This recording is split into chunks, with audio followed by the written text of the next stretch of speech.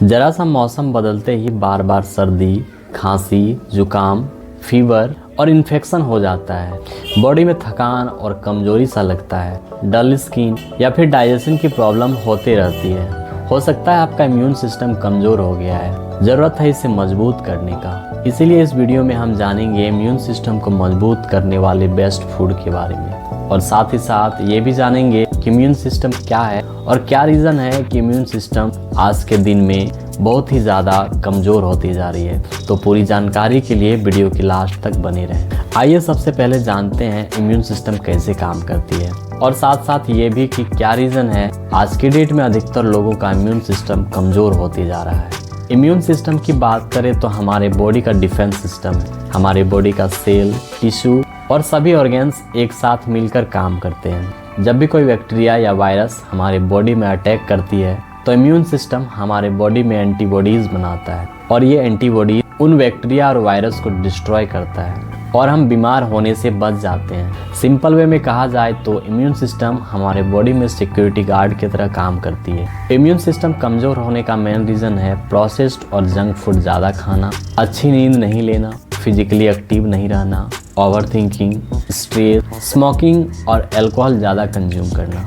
Generally in सभी कारणों की वजह से हमारे बॉडी का इम्यून सिस्टम कमज़ोर हो जाता है। आइए अब जानते हैं ऐसे कौन कौन से फूड हैं जो हमारे बॉडी के इम्यून सिस्टम को स्ट्रॉन्ग बना। हमने ऐसे कई सारे फूड्स को सिलेक्ट किया है जो न्यूट्रिएंट से भरपूर और हमारे इम्यून सिस्टम को बूस्ट करने वाले बेस्ट फूड हैं। इन सारे फूड्स को हमने 5 कैटेगरी में डिवाइड किया है। नंबर 5 कैटेगरी में है हरे पत्तियाँ। हमारे प्रकृति में ऐसे कई सारे पौधे हैं जिनकी पत्तियाँ काफ़ी पावरफुल मेडिसिन की तरह काम करती है। ये पत्तियाँ हमारे इम्यून सिस्टम को मजबूत करने में हेल्प करेगा, जैसे तुलसी, नीम के पत्ते, मोरिंगा, करी के पत्ते और अमरूद के पत्ते। इन सारे पत्तों में मल्टीविटामिन और कई सारे मिनरल्स और एंटीऑक्सीडेंट होते हैं जो बॉडी को डिटॉक्स करता है, बॉडी सेल को स्ट्रॉन्ग करता है और हर इन्फेक्शन से बचाता है। और सबसे बड़ी बात यह है कि ये पत्ते हमारे आसपास आसानी से मिल जाते हैं, बस ज़रूरी है कि इन सारे पत्तों को अपने डेली लाइफ में कैसे यूज़ करें।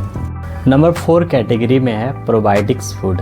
प्रोबायोटिक यानी हमारे गट में ऐसे हेल्दी बैक्टीरिया होते हैं जो पेट में गुड और बैड माइक्रोब के बीच बैलेंस बनाने में मदद करती है। साथ ही साथ प्रोबायोटिक इंटेस्टाइनल लाइनिंग को स्ट्रॉन्ग बनाता है और बैड बैक्टीरिया को ब्लड फ्लो में जाने से रोकता है। लगभग 70% इम्यून सेल का हिस्सा हमारे गट में होता है। प्रोबायोटिक उन सेल को एक्टिव करता है जिससे बैक्टीरिया, वायरस और इन्फेक्शन से नेचुरली डिफेंस बना पाता है। यानी जिनका गट हेल्दी होगा उसका बॉडी भी स्ट्रॉन्ग होगा। आज के डेट में बहुत सारे unhealthy food, poor sleep, stress भरी लाइफ की वजह से हमारा गट हेल्थ इम्बैलेंस हो गया है। प्रोबायोटिक फूड उस इम्बैलेंस को दोबारा बैलेंस करने में मदद करता है। प्रोबायोटिक फूड जैसे दही, लस्सी, बटर मिल्क, डोसा, इडली और अचार, इन सारे फूड्स को डेली बदल बदल कर ज़रूर खाना चाहिए। थोड़ा ही खाएं लेकिन रोज़ ज़रूर खाएं।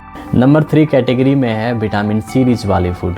विटामिन सी लिम्फोसाइट्स और फेगोसाइट्स के प्रोडक्शन में हेल्प करता है, जो बॉडी को इन्फेक्शन से बचाने वाले मेन WBC हैं। विटामिन सी इम्यून सिस्टम को कमज़ोर करने वाले फ्री रेडिकल्स को न्यूट्रलाइज करता है। विटामिन सी बॉडी में शील्ड की तरह काम करती है, ऑक्सीडेटिव स्ट्रेस को कम करता है और हमारे इम्यून सिस्टम को बूस्ट करने में मदद करता है।